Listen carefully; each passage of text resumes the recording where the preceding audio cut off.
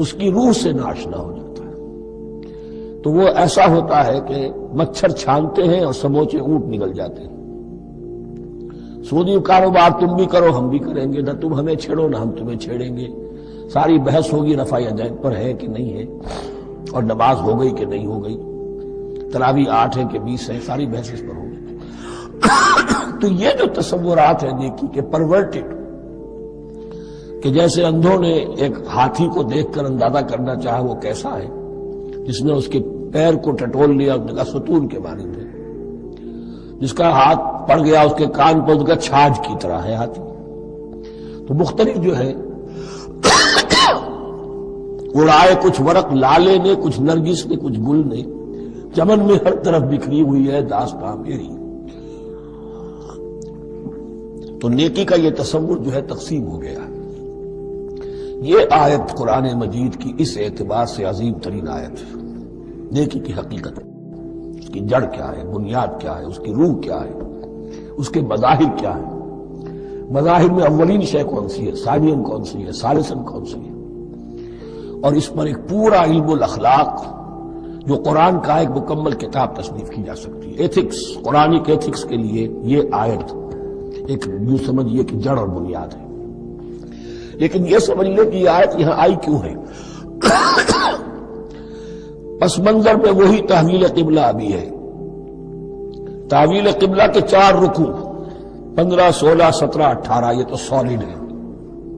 اس سے پہلے 14ویں رکوع میں آیت تھی للہ المشرق والمغرب فأینما تولوا فثم وجہ اللہ۔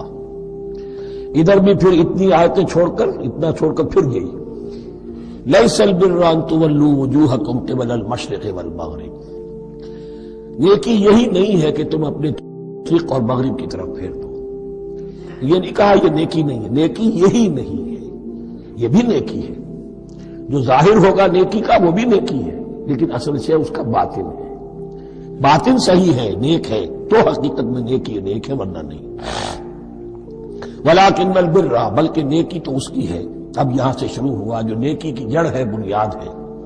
من آمن باللہ والیوم الآخر والملائکۃ والکتاب والنبیین، سب سے پہلے ایمان، تاکہ تصحیح نیت ہو جائے۔ یہ جو ایمان لائے اللہ پر، یعنی جو نیکی کر رہا ہے صرف اللہ سے اجر کا طالب ہے، والیوم الآخر، اور قیامت کے دن پر کہ اس کا کوئی اجر دنیا میں نہیں، صرف آخرت میں مطلوب ہے۔ ورنہ آدمی سوداگری کرے، دکانداری کرے، کپڑا بیچے، کچھ اور بیچے، دین تو نہ بیچے۔ دین کا کام کر رہا ہے تو اس کے لیے سوائے اخروی نجات کے اور سوائے اللہ کے خدا کے کوئی اور شے مقصود نہ ہو۔ والملائکۃ والکتاب والنبیین، اور ایمان لایا فرشتوں پر اور کتابوں پر اور انبیاء پر۔ یہ تینوں مل کر ایک یونٹ بنتے ہیں۔ فرشتہ لایا دین، کتاب بن گئی، اور انبیاء پر آئی وہ کتاب۔ ایمان بالرسالت کا تعلق نیکی کے ساتھ یہ ہے کہ نیکی کا ایک مجسمہ تمہارے سامنے رہے، آئیڈیل، اسوہ۔ ایسا نہ ہو کہ اونچ نیچ ہو جائے۔ نیکیوں میں بھی ایسا ہوتا ہے، کوئی جذبات میں ایک طرف کو نکل گیا، کوئی جذبات میں ایک طرف کو نکل گیا۔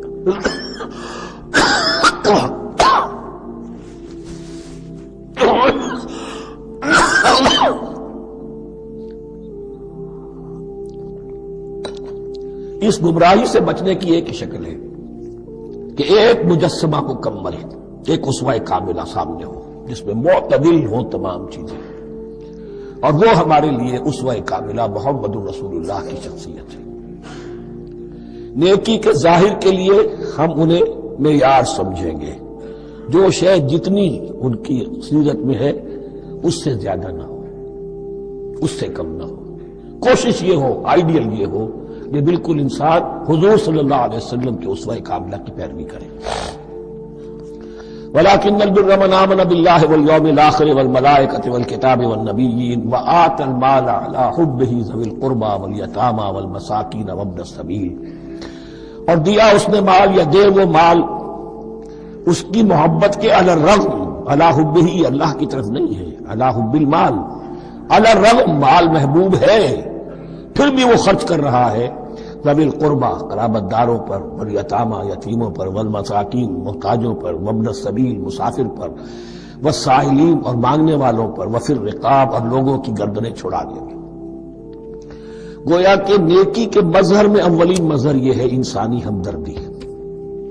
اگر یہ نہیں ہے تو نیکی نہیں ہے. عبادات کے انبار لگے ہوں اور دل میں شقاوت ہو، انسان کو حاجت میں دیکھ کر دل نہ پسیجے، کسی کو تکلیف میں دیکھ کر تجوری کی طرف ہاتھ نہ بڑھے حالانکہ تجوری میں مال موجود ہو، تو وہ دین کی روح سے بالکل خالی ہے. یہ آپ سورہ آل عمران میں پڑھیں گے، لن تنالوا البر حتى تنفقوا مما تحبون. تم نیکی کے مقام کو پہنچ ہی نہیں سکتے جب تک کہ خرچ نہ کرو اس میں سے جو تمہیں پسند ہے.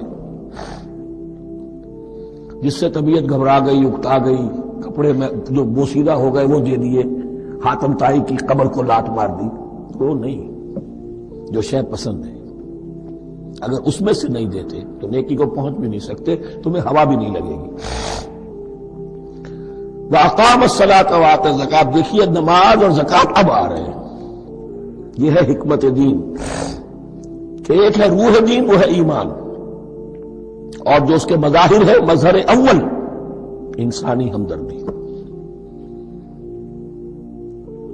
نمبر 2 ہے پھر نماز اور زکوٰۃ، اور یہاں زکوٰۃ کو علیحدہ ذکر کیا ہے اور اس آیت کا حضور نے حوالہ دیا، ان فی المال لحق سوى الزکاۃ.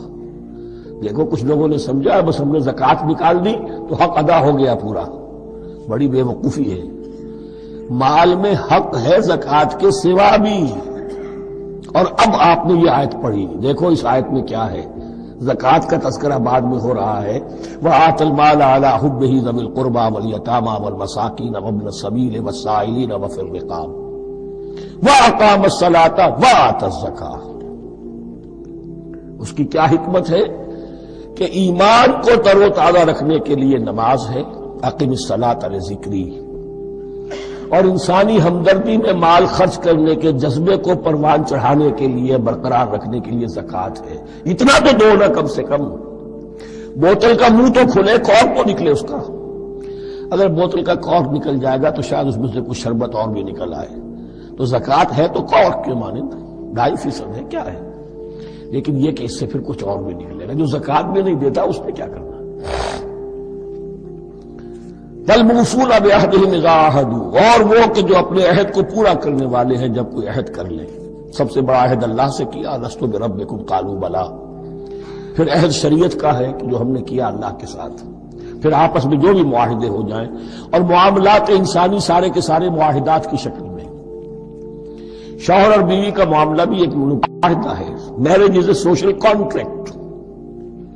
شوہر کی ذمہ داریاں ہیں، اس کے فرائض ہیں. بیوی کی ذمہ داریاں اس کے فرائض ہیں. شوہر کے حقوق ہیں، بیوی کے حقوق ہیں.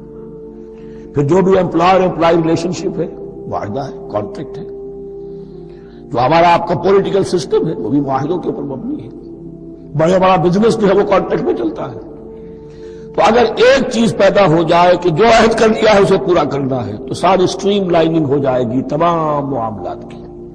وَالْمُوفُونَ بِعَهْدِهِمْ إِذَا عَاهَدُوا وَالصَّابِرِينَ فِي الْبَأْسَاءِ وَالضَّرَّاءِ وَحِينَ الْبَأْسِ، اور خاص طور پر صبر کرنے والے فقر و فاقہ میں، جنگ کی حالت میں اور تکلیف میں. یعنی ایک نیکی ہے بدھ مت کے بھکشوؤں کی نیکی.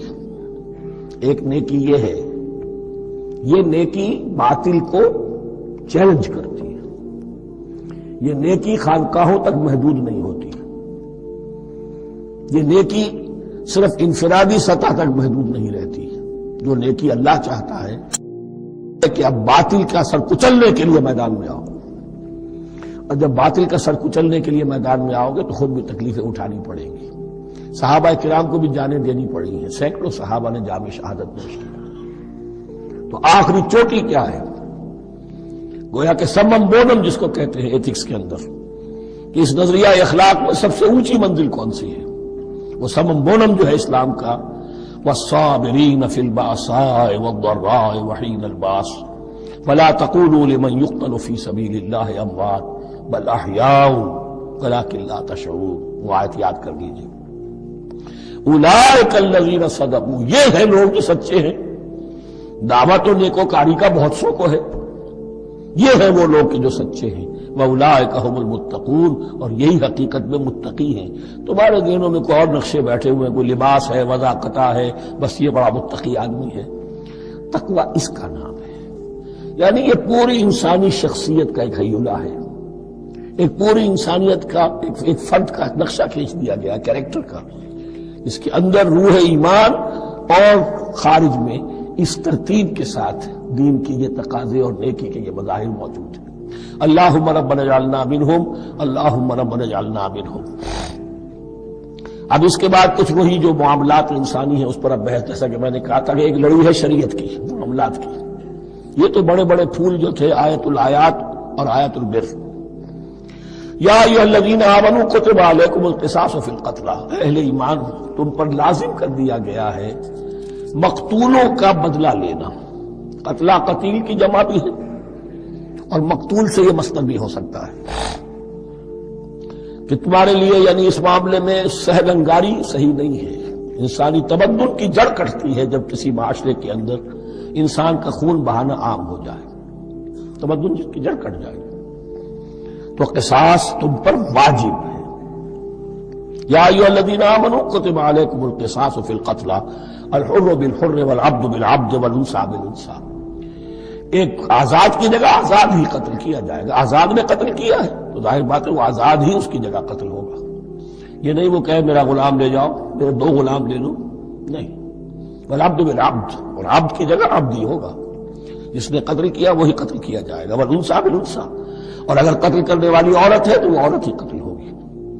اس میں چونکہ وہاں بہت سے رواج مختلف تھے، بہت سے معیار بھی مختلف تھے۔ اگر اوسی خزرجی کو قتل کر دے تو 1/3 خون بہا، 3 گنا خون بہا، اور خزرجی اوسی کو قتل کرے تو 1/3 خون بہا، یہ ان کا قانون تھا۔ اسی طرح یہ کہ آزاد میں اور غلام میں فرق تھا، لیکن ہماری شریعت میں اگرچہ یہ طویل بڑا مضمون ہے اور اس میں کافی فقہا کے اقوال ہیں مختلف، لیکن امام ابو حنیفہ رحمۃ اللہ علیہ کا قول یہی ہے کہ تمام مسلمان آپس میں کفو ہے، برابر ہیں، لہذا یہاں کوئی فرق نہیں کیا جائے گا قتل کے مقدمات میں۔ فمن عفی لہ من اخیہ شیء فاتباع بالمعروف واداء الیہ باحسان، پھر جس کو معاف کر دیا جائے کوئی شے اس کے بھائی کی جانب سے، یعنی جو مقتول ہے اس کے ورثاء اگر کہتے ہیں صاحب ہم اس کی جان بخشنے کو تیار ہیں، چاہے وہ خون بہا لے لیں یا ویسے ہی معاف کر دیں، تو جو بھی کچھ خون بہا طے ہوا ہو اداء الیہ باحسان فاتباع بالمعروف، تو اس کی پیروی کی جائے معروف طریقے پر اور ادائی کی جائے خوبصورتی کے ساتھ۔ ذالک تخفیف من ربکم ورحمہ، یہ تمہارے رب کی طرف سے تخفیف ہے، آسانی کی ہے اور رحمت ہے، اور اس کی رحمت ہونا بہت واضح ہے۔ اگر یہ شکل نہ ہو تو پھر قتل در قتل کا سلسلہ جو ہے وہ جاری رہتا ہے، لیکن اگر یہ ہو گیا کہ قاتل کو لا کے سامنے کھڑا کر دیا، لو بھائی اب تمہارے ہاتھ میں اس کی جان ہے، چاہو تو یہ قتل کر دیا جائے گا، چاہو احسان کرنا چاہو بخشنا چاہو ویسے ہی بخش دو، چاہو تو خون بہا لے لو۔ اس سے کیا ہوگا کہ وہ دشمنیوں کا جو دائرہ ہے وہ پھر سمٹ جاتا ہے، بڑھتا نہیں۔ اس میں بڑی رحمت ہے اللہ کی طرف سے۔ قانون جو ہے اسلام میں قتل کا، اس میں مدعی ریاست نہیں ہوتی۔ آج کل ہمارے ہاں غلطی یہ ہے، مدعی ریاست بن جاتی ہے۔ یہ مدعی ہوتا ہے یہاں پر جو بھی مقتول کے ورثاء ہیں، اور کسی کو صدر کو کیا صدر کے باپ کو بھی اختیار نہیں ہے کہ کسی قاتل کو معاف کر دے۔ قاتل کو معاف کرنے کا جو اختیار ہے وہ صرف مقتول کے ورثاء کو ہے، کوئی صدر نہیں کر سکتا۔ ہمارے دستور میں ہے، پوری شرع پوری شک موجود ہے۔ فمن اعتدی بعد ذلک فلہ عذاب علیم، جو اس کے بعد بھی حد سے تجاوز کرے گا تو اس کے لیے دردناک اور بہت بڑا عذاب ہوگا۔ وَلَكُمْ فِي الْقِصَاصِ حَيَاةٌ يَا أُولِي الْأَلْبَابِ لَعَلَّكُمْ تَتَّقُونَ، اور اے ہوش مندو قصاص میں زندگی ہے تمہارے لیے۔ ایک روحانی تصور ہے معاف کر دینا اچھا ہے، اسلام بھی کہتا ہے ان تعفوا وتصفحوا وتغفروا فإن اللہ غفور رحیم، لیکن قتل کے مقدمات میں سہل انگاری جو ہے وہ اچھی نہیں ہے، پیروی شدت کے ساتھ ہونی چاہیے تاکہ اس سے آگے قتل کا سلسلہ بند ہو۔ وَلَكُمْ فِي الْقِصَاصِ حَيَاةٌ يَا أُولِي الْأَلْبَابِ لَعَلَّكُمْ تَتَّقُونَ، تاکہ تم بچ سکو۔ اب کوتبہ علیکم دوبارہ آ گیا۔ یہ کوتبہ کے لفظ کو سمجھ لیجئے، جہاں بھی کوئی شے فرض کی جائے گی، لازم کی جائے گی، وہ کوتبہ ہے۔ اسی لیے شریعت کے لیے قرآن مجید میں جو لفظ ہے الکتاب، الکتاب اس معنی میں کہ اس میں شریعتی خداوندی پوری کی پوری موجود ہے۔ کتب علیکم اذا حضر احدکم الموت ان ترک خیرا الوصیۃ للوالدین والاقربین بالمعروف، تم پر واجب کر دیا گیا، فرض کر دیا گیا جب تم میں سے کسی کی موت کا وقت آ جائے، اگر وہ کوئی خیر مال چھوڑ رہا ہو، دولت چھوڑ رہا ہو، تو اس کے لیے فرض کر دیا گیا وصیت کرنا اپنے والدین کے حق میں اور رشتہ داروں کے حق میں انصاف کے ساتھ۔ ابھی چونکہ قانون وراثت نازل نہیں ہوا تھا، یہ ابتدائی قدم اٹھایا گیا۔ وہاں ہوتا یہ تھا جو آج بھی ہندوؤں میں ہوتا ہے، جو مر گیا اس کی ساری جائیداد کا مالک جو ہے بڑا بیٹا، چھوٹے بیٹے بھی نہیں، نہ بیٹیاں نہ بیوی، کچھ نہیں، تو سارا کا سارا مال جو ہڑپ کر جاتے تھے، کسی کو کچھ نہیں۔ یہاں یہ کہ اب پہلا ابتدائی حکم دیا گیا، لیکن یہ آیت منسوخ ہو جائے گی سورہ نساء میں جب پورا قانون وراثت آ گیا، تو اب یہ آیت منسوخ شمار ہوتی ہے۔ ناسخ وہ قانون وراثت ہے جو سورہ نساء کے دوسرے رکوع میں آئے گا۔ البتہ اس کے ایک حصے کو حضور نے باقی رکھا ہے، وہ گویا کہ سنت نے اس کے ایک جز کو برقرار رکھا ہے، اور وہ جز یہ ہے کہ مرنے والا 1/3 اپنے مال کے لیے وصیت کر سکتا ہے کسی کے لیے، 1/3 سے زیادہ نہیں، اور وارث کے لیے وصیت نہیں ہوگی، جس کی وراثت میں حق مقرر ہو چکا ہے اس کے لیے وصیت نہیں ہوگی، وہ غیر وارث کے لیے وصیت ہوگی، کسی دینی ادارے کو دینا چاہے، کسی اور کو دینا چاہے، یتیم کو، بیوہ کو، یتیم خانے کو، ٹھیک ہے، 1/3، 2/3 میں قانون وراثت کی تنفیذ ہوگی لازماً۔ تو اس آیت کا صرف اتنا حصہ باقی رکھا ہے حضور نے صلی اللہ علیہ وسلم۔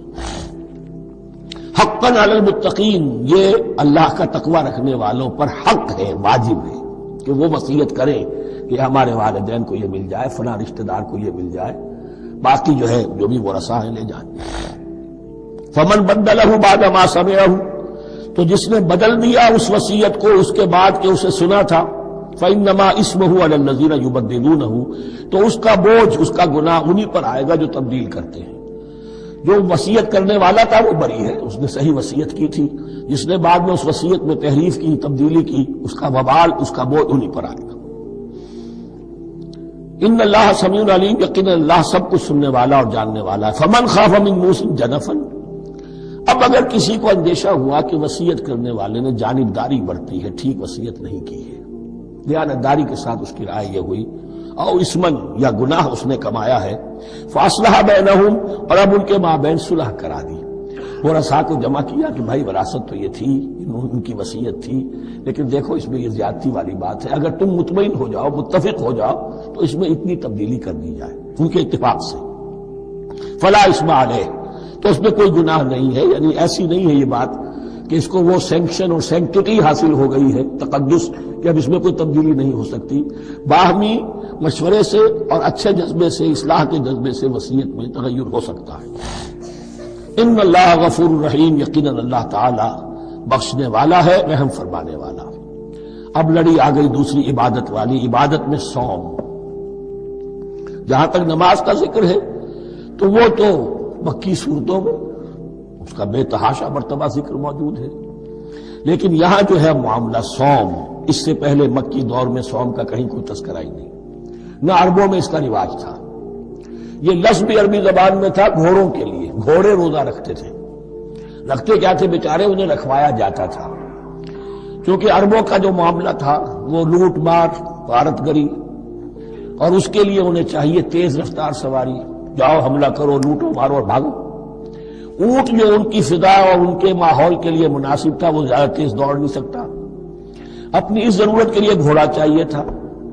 گھوڑے میں عرب کا سخت موسم برداشت کرنے کی عادت نہیں، نازک جانور ہے، وہ پیاسا تو نہیں رہ سکتا 7 دن تک جیسے کہ اونٹ رہ سکتا ہے، بھوکا نہیں رہ سکتا، وہ لو کے تھپیڑے نہیں برداشت کر سکتا، لہذا عرب اس کو رکھواتے تھے روزہ، کھانا پینا بند کیا اور اس کے جو ہے منہ کر کے کھڑے ہو گئے جب گرم تیز ہوا چل رہی ہے، خود تو اپنے آپ کو لپیٹ لیا اپنے گھٹنے میں، گھٹنا کہلاتا ہے وہ جو بھی کپڑا اوپر ہوتا ہے، اور وہ اس گھوڑے کو جو ہے وہ ساری آگ اس پر برس رہی ہے تاکہ اس میں عادت پیدا ہو جائے جھیلنے کی، برداشت کرنے کی، تو جنگ کے موقع پر کہیں یہ دغا نہ دے جائے، اگر یہ ہمت ہار گیا تو اس کا تو کیا کیا جائے گا، تو اصل میں سوار ہے جو مارا گیا۔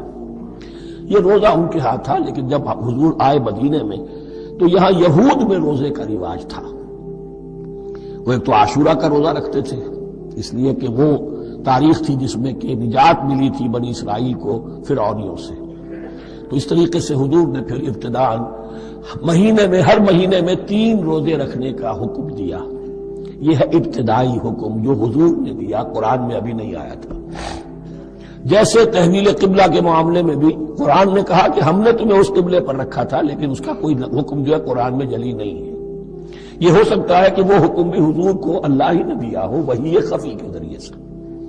پہلے یہ کہ ہر مہینے میں 3 روزے۔ اب ظاہر بات ہے کہ مہینے جو ہے وہ سخت گرم بھی ہو سکتے ہیں۔ اب اگر 30 کے 30 روزے ایک ہی مہینے میں فرض کر دیے گئے ہوتے اور وہ ہوتے جون جولائی کے تو جان نکل جاتی۔ بہترین تدبیر یہ کی گئی ہر مہینے میں، اور یہ موسم سارے آ رہے ہیں اس میں۔ پھر کچھ عرصے کے بعد یہ رمضان کا روزہ فرض کیا گیا۔ پہلا جو روزہ تھا 3 دن کا، اس میں یہ بھی تھی اجازت کہ جو اگر مسافر نہیں ہے، بیمار بھی نہیں ہے، طاقت رکھتا ہے روزہ رکھنے کی، پھر بھی روزہ نہ رکھے تو اس کا فدیہ یہ ہے کہ 1 مسکین کو کھانا کھلائے۔ علی الاطلاق تھا یہ۔ جب رمضان کے روزے کی فرضیت ہو گئی تو اب یہ فدیہ نہیں ہے، البتہ حضور نے اس کو باقی رکھا ایسے شخص کے لیے جو بہت بوڑھا ہے، یا کوئی خاتون بہت بوڑھی ہے برداشت نہیں کر سکتی، یا کوئی بیمار ہے، کسی سخت ایسی بیماری میں ہے کہ روزہ اس کے لیے جان کے لیے ہلاکت کا اندیشہ ہو سکتا ہے، اس کے لیے فدیہ برقرار رکھا۔ عام طور پر صحت مند شخص جو مسافر بھی نہ ہو اس کے لیے یہ رعایت ختم ہو گئی۔ یہ ہے ان آیات کی تعبیر جس پر میں پہنچا ہوں، بہت عرصے بہت پہلے پہنچ گیا تھا، لیکن چونکہ اکثر مفسرین نے یہ بات نہیں لکھی ہے تو میں جھجکتا رہا، لیکن بعد میں مجھے معلوم ہوا کہ مولانا انور شاہ کاشمیری رحمۃ اللہ علیہ کی رائے یہی ہے، تو مجھے اعتماد ہو گیا۔ اور پھر مجھے اس کا ذکر جو ہے یہ تفسیر کبیر میں امام راضی کے ہاں بھی مل گیا کہ متقدمین کے ہاں یہ رائے موجود تھی کہ پہلی 2 آیتیں جو ہیں اس روزے سے متعلق یہ رمضان کے روزے سے متعلق نہیں ہیں، بلکہ وہ 3 ہر مہینے کی 13، 14 اور 15 ایام 20 کے روزے حضور نے بعد بھی رکھے ہیں نفلاً، لیکن شروع میں یہ 3 روزے رکھنے کا حکم دیا گیا تھا۔ پہلی 2 آیتیں اس 6 آیتوں پر مشتمل رکوع، اور یہ ایک عجیب مقام ہے۔ قرآن مجید کے احکام بہت دفعہ ہے، نماز کے احکام قرآن میں بہت دفعہ ہیں، کہیں وضو کا ہے، کہیں تیمم کا ہے، کہیں اور نماز خوف کا ہے، مختلف جگہوں پر، لیکن صوم کی عبادت پر یہ 6 آیات کامل ہیں، مکمل ہیں، اس کی حکمت، اس کی غرض و غایت، اس کے احکام سب کے سب اس میں آ گئے۔ اب پہلی 2 آیتیں کون سی ہیں؟ یا ایھا الذین آمنوا کتب علیکم الصیام کما کتب علی الذین من قبلکم لعلکم تتقون۔ اے ایمان والو، تم پر بھی فرض کیا گیا روزہ رکھنا، جیسے کہ فرض کیا گیا تھا تم سے پہلوں پر، تاکہ تمہارے اندر تقویٰ پیدا ہو جائے۔ وہ جنگ کے لیے کرواتے تھے گھوڑوں کو تیار، تمہیں تقویٰ کے لیے اپنے آپ کو تیار کرنا ہے، بھوک کو قابو میں رکھ سکو، شہوت کو قابو میں رکھ سکو، پیاس کو برداشت کر سکو۔ اللہ کی راہ میں جنگ کے لیے تمہیں نکلنا ہوگا، اس میں بھوک بھی آئے گی، پیاس بھی آئے گی، اپنے آپ کو تیار کرو جہاد کے لیے۔ اور یہ بات واضح ہو جائے گی، اگلے رکوع سے قتال کی بحث شروع ہو جائے گی۔ روزے کی یہ گفتگو ہو رہی ہے تمہیداً قتال کے لیے، جیسے گھوڑوں کو تیار کیا جاتا تھا، صوم رکھوایا جاتا تھا قتال کے لیے۔ ایام معدودات، گنتی کے چند دن ہیں، یہ گویا کہ ثبوت ہے اس کا کہ یہ 2-3 دن سے زیادہ، معدود جو ہے وہ عربی زبان میں 9 سے زیادہ نہیں ہو سکتا۔ معدودہ جب آئے گا، ایام معدودات، یہ جمع جو ہے جمع قلت کہلاتی ہے۔ معدودات، معدودہ بڑی سے بڑی رقم ہو سکتی ہے، لیکن معدودات جمع قلت ہے۔ گنتی کے چند روز ہیں۔ فمن کان منکم مریضا، ان میں بھی یہ رعایت ہے کہ جو تم میں سے بیمار ہو، او علی سفر، یا سفر پر ہو، فعدۃ من ایام اخر، تو وہ تعداد پوری کر لے دوسرے دنوں میں۔ وعلی الذین یطیقونہ، اور جو اس کی طاقت رکھتے ہوں، فدیۃ طعام مسکین، وہ فدیہ دے 1 مسکین کا کھانا کھلانا۔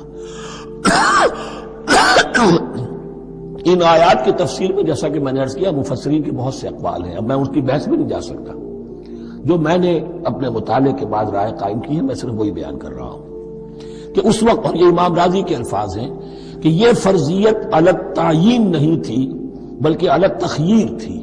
فرض تو ہے روزہ، لیکن اس کا بدل بھی دیا جا رہا ہے، اگر تم نہیں رکھنا چاہتے تو تم ایک مسکین کو کھانا کھلا دو۔ تو گویا کہ تدریجاً انہیں لانا تھا، کیونکہ اس بات کے وہ پہلے سے عادی نہیں تھے۔ فمن تطوع خیرا فهو خیر اللہ، اور جو اپنی جی سے اپنی مرضی سے خیر کرنا چاہے تو اس کے لیے خیر ہے، روزہ بھی رکھے اور مسکین کو کھانا بھی کھلائے، دونوں کام کرے، تو اس میں کوئی رکاوٹ تو نہیں، اس کے لیے بہتر ہوگا۔ وَأَن تَصُومُوا، اور دیکھو اگر روزہ رکھو، خیر لکم ان کنتم تعلمون، یہ تمہارے لیے بہتر ہے اگر تم جانو۔ اب یہاں بھی ایک طرح کی رعایت کا انداز ہے۔ یہ دو آیتیں ہیں میرے نزدیک وہ پہلا حکم جو دیا گیا اور جو تھا اصل میں جس کے تحت کہ حضور صلی اللہ علیہ وسلم نے، میں شاید مغالطے میں یہ کہہ بیٹھا ہوں کہ قرآن مجید میں نہیں آیا، حضور نے خود کیا ہے، ان آیات سے در حقیقت حضور نے ہر مہینے میں 3 دن کے روزے، جو یا تو یہ کہ ان آیتوں کے بعد، اور یا یہ کہ حضور نے اپنے طور پر کر دیے تھے، ان آیات نے اس کی توثیق کر دی۔ اب آ رہی ہیں 2 آیتیں جو خاص رمضان کے روزے سے متعلق ہیں، حکمت اور غرض و غایت۔ پھر ایک آیت طویل آئے گی احکام، اور پھر ایک آیت آئے گی لٹمس ٹیسٹ۔ یہ 6 آیتیں ہیں۔ شہر رمضان الذی انزل فیہ القرآن، رمضان کا مہینہ وہ ہے جس میں قرآن نازل کیا گیا۔ ھدی للناس وبینات من الھدی والفرقان، لوگوں کے لیے ہدایت، اور ہدایت کی بھی روشن بینات باتیں، والفرقان، اور حق و باطل میں فرق کر دینے والی چیز۔ فمن شہد منکم الشہر، تو جو کوئی بھی پائے اس مہینے کو، یا جو شخص بھی مقیم ہو اس مہینے میں، مسافر نہ ہو، فلیصم، اس پر لازم ہے کہ روزہ رکھے۔ اب وہ وجوب علی التخییر ختم ہو گیا، اب وجوب علی التعیین، اب یہ لازم ہے، یہ رکھنا ہے۔ ایک رعایت باقی رکھی، ومن کان مریضا او علی سفر فعدۃ من ایام اخر، جو بیمار ہے یا یہ کہ سفر پر ہے وہ تعداد پوری کر لے دوسرے دنوں۔ یرید اللہ بکم اليسر ولا یرید بکم العسر، اللہ تمہارے ساتھ آسانی چاہتا ہے، سختی نہیں چاہتا۔ یہ لوگ اپنے اوپر سختیاں جھیلتے ہیں، شدید جو ہے سفر کے اندر بھی روزہ رکھے ہوئے، حالانکہ یہاں اجازت دی ہوئی ہے۔ یہ بلکہ حضور نے ایک مرتبہ ایک سفر میں کافی سرزنش کی، کچھ ایک جہاد اور قتال پہ نکلے تھے، کہ کچھ لوگوں نے اس سفر میں بھی روزہ رکھ لیا۔ نتیجہ یہ ہوا کہ سفر کے بعد جہاں منزل میں اب جا کر خیمے لگانے تھے وہ نڈھال ہو کر گر گئے، جن لوگوں کا روزہ نہیں تھا انہوں نے پھر وہ خیمے لگائے، منزل کا کام کیا۔ تو حضور نے فرمایا کہ لیس من البر الصیام فی السفر، روزے رمضان اس میں سفر میں روزہ رکھنا کوئی نیکی کا کام نہیں ہے۔ لیکن ہمارا تصور اور ہے، 105 بخار چڑھا ہوا ہے، روزہ نہیں کھولوں گا میں، روزہ تو میں نے رکھا ہوا ہے، یا روزہ تو میں نہیں چھوڑوں گا۔ حالانکہ جہاں رعایت اللہ کی ہے اس رعایت سے فائدہ نہ اٹھانا ایک طرح کا کفران نعمت ہے۔ وَلِتُكْمِلُوا الْعِدَّةَ، لیکن تمہیں عدت اور تعداد اب پوری کرنی ہوگی۔ وہ جو تھی ایک رعایت کہ فدیہ دے کر فارغ ہو جاؤ، وہ نہیں ہے۔ وَلِتُكَبِّرُوا اللَّهَ عَلَىٰ مَا هَدَاكُمْ، اور تاکہ تم تکبیر کرو اللہ کی اس پر کہ جو اس نے ہدایت تمہیں عطا فرمائی۔ وَلَعَلَّكُمْ تَشْكُرُونَ، اور تاکہ تم شکر کر سکو اس نعمت عظمیٰ کا جو قرآن حکیم کی شکل میں تمہیں دی گئی ہے۔ اس موضوع پر میرا کتابچہ عظمت صوم اور عظمت صیام و قیام قرآن، اس میں یہ سارے مضامین تفصیل سے آئے ہیں، کیا حکمت ہے، کیا غرض و غایت ہے، کیا مقصد ہے، اور آخری منزل کیا ہے، وَإِذَا سَأَلَكَ عِبَادِي عَنِّي فَإِنِّي قَرِيبٌ۔ مطلوب تو یہ ہے کہ تمہارا جو یہ جسم حیوانی ہے یہ کچھ کمزور پڑے، روح ربانی جو تم میں پھونکی گئی ہے اسے تقویت حاصل ہو۔ دن میں روزہ رکھو، اس حیوانی وجود کو ذرا کمزور کرو، دباؤ اس کے تقاضوں کو، رات کو کھڑے ہو جاؤ، اللہ کا کلام سنو اور پڑھو، تاکہ تمہاری روح کی آبیاری ہو، اس پر آب حیات کا ترشح ہو۔ نتیجہ کیا نکلے گا؟ تمہارے اپنے اندر سے ایک پیاس ابھرے گی، وَإِذَا سَأَلَكَ عِبَادِي عَنِّي فَإِنِّي قَرِيبٌ، تقرب الی اللہ کا جذبہ پیدا ہوگا۔ تو اے نبی، جب میرے بندے، ایسے بندے آپ سے میرے بارے میں سوال کریں، ان کو بتا دیجئے میں قریب ہوں، دور نہیں۔ یہ حقوق انسانی کا میرے نزدیک دنیا میں سب سے بڑا میگنا کارٹا ہے۔ اللہ اور بندے کے درمیان کوئی فصل نہیں ہے، فصل اگر ہے تو تمہاری اپنی خباثت ہے۔ اگر تمہاری نیت میں فساد ہے، حرام خوری تو کرنی ہی کرنی ہے، تو اب کس منہ سے اللہ سے دعا کرو گے؟ پھر جاؤ گے کسی پیر کے پاس، آپ دعا کر دیجیے، یہ نذرانہ حاضر ہے؟ یہ طریقہ کیا ہے؟ انسان کا نفس حائل ہے اور کوئی نہیں، ورنہ ہم تو مائل بے کرم ہیں، کوئی سائل ہی نہیں، راہ دکھنا ہے کسی رہنمی منزل ہی نہیں، کوئی پوپ نہیں، کوئی پنڈت نہیں، کوئی پادری نہیں، کوئی پیر نہیں، کوئی نہیں، جب چاہو اللہ سے ہم کلام ہو جاؤ۔ اس سے بڑا حق کیوں خالق و مخلوق میں حائل رہے پردے، پیران کلیسا کو کلیسا سے اٹھا دو، میرا ہر بندہ جب چاہے جہاں چاہے مجھ سے ہم کلام ہو جائے۔ ہاں شرط ہے اس کی، وہ شرط آگے آ رہی ہے، اجیب و دعوت الداعی اذا دعان، میں تو ہر پکارنے والے کی پکار سنتا ہوں، اور سنتا نہیں جواب دیتا ہوں، اور صرف جواب نہیں دیتا قبول کرتا ہوں۔ اجابت میں یہ تینوں چیزیں موجود ہیں، اور اذا دعان، جہاں مجھے پکارے جب پکارے، دیر اینڈ دین میں موجود ہوں،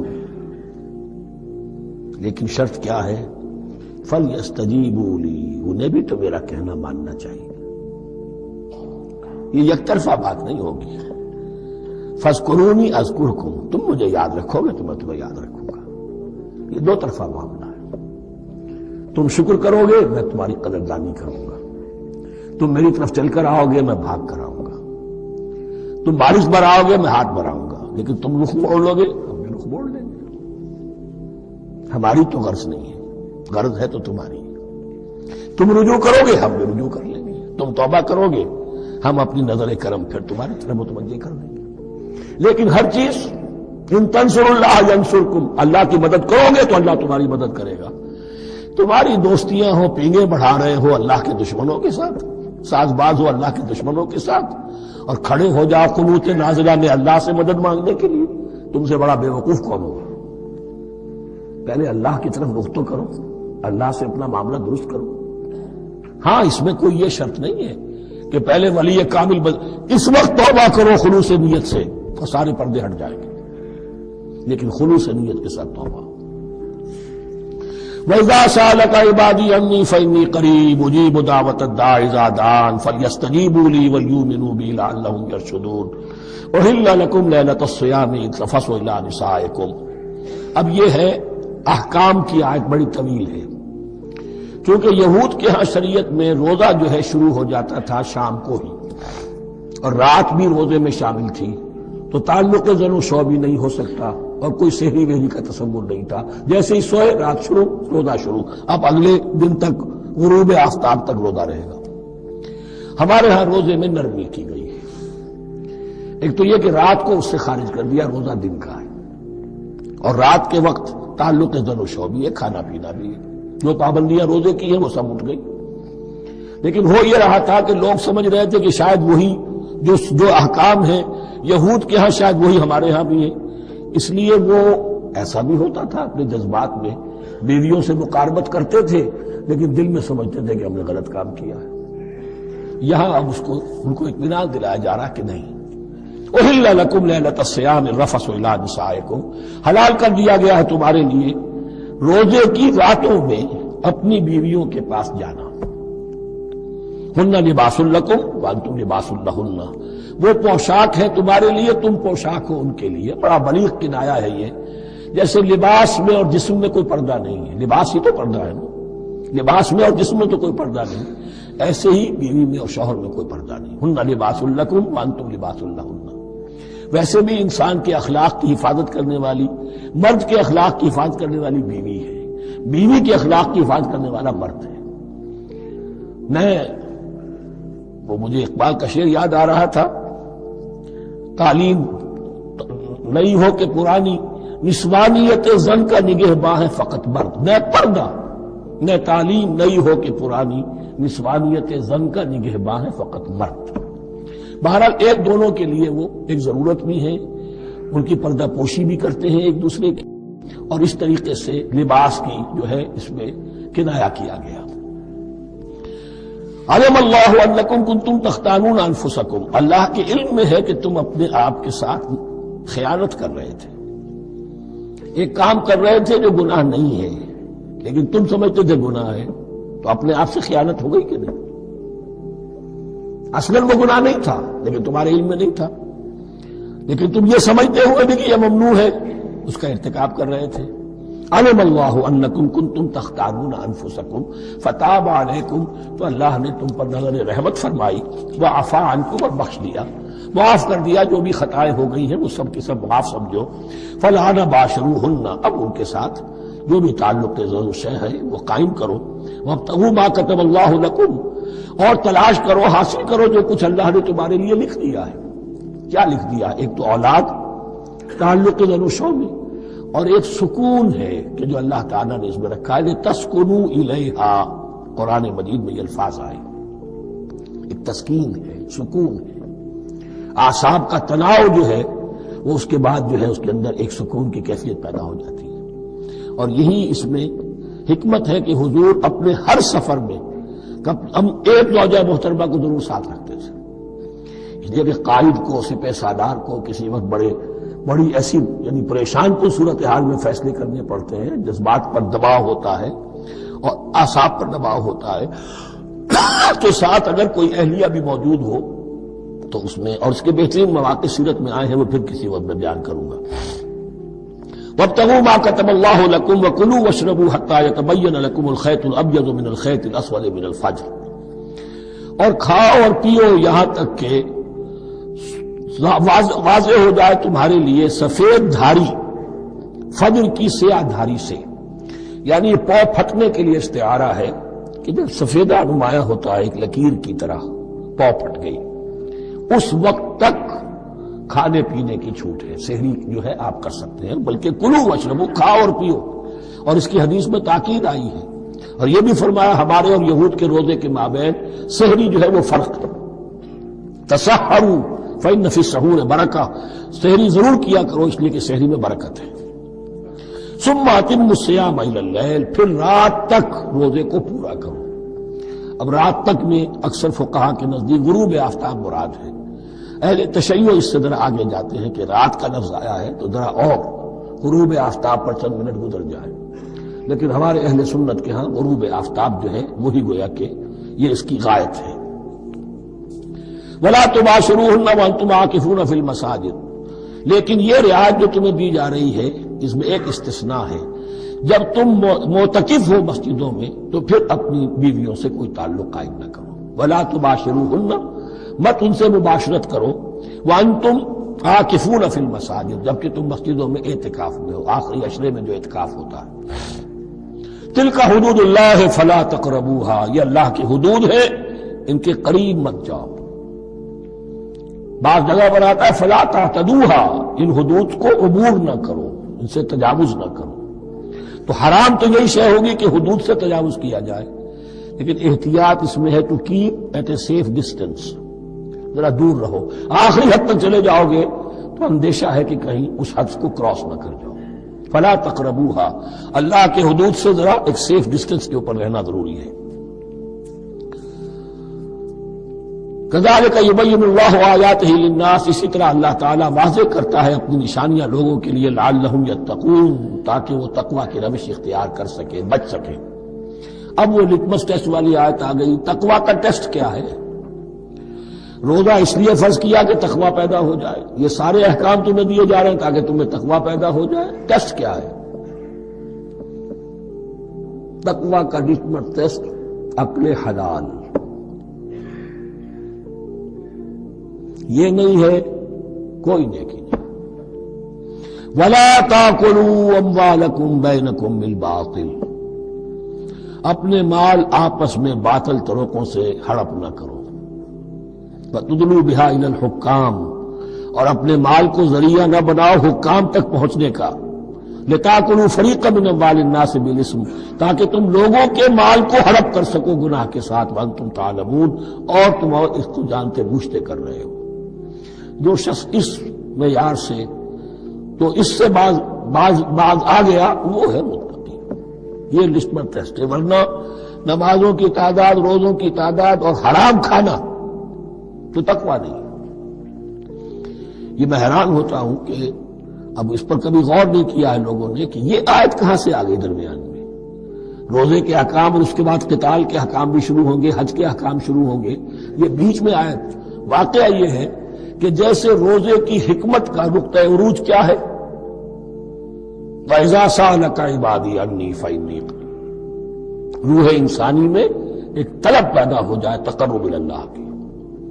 اسی طرح احکام صوم میں جو کلائمیکس ہے وہ یہ ہے، وَلَا تَأْكُلُوا أَمْوَالَكُمْ بَيْنَكُمْ بِالْبَاطِلِ وَتُدْلُوا بِهَا إِلَى الْحُكَّامِ لِتَأْكُلُوا فَرِيقًا مِنْ أَمْوَالِ النَّاسِ بِالْإِثْمِ وَأَنْتُمْ تَعْلَمُونَ.